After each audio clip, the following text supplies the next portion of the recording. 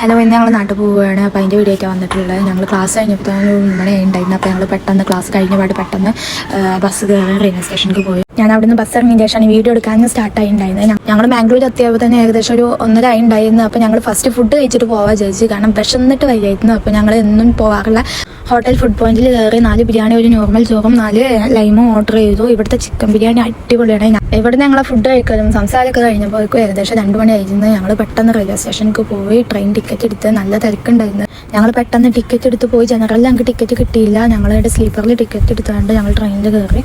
ട്രെയിനിൽ ചുമ്മാ ഇരിക്കുമ്പോഴാണ് ഇതുപോലെ ഒരുപാട് പേര് വന്നത്. പക്ഷേ ഇത് കണ്ടപ്പോൾ ഞങ്ങൾക്ക് എല്ലാവർക്കും ഭയങ്കര ഇഷ്ടമായി. അപ്പോൾ ഞങ്ങളെല്ലാവരും എന്ത് ചെയ്തു, ഓരോന്ന് വാങ്ങിച്ചു.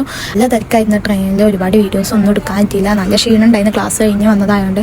അപ്പോൾ ഞങ്ങൾ കിടന്ന് ഉറങ്ങി. ലാസ്റ്റ് ഒരു 9 മണി ആയപ്പോഴാണ് ഞങ്ങൾ നാട്ടിലെത്തിയത്. നാട്ടിലെത്തിയാൽ ഇതാണ് most of the beautiful moment എന്ന് പറയാം. കാരണം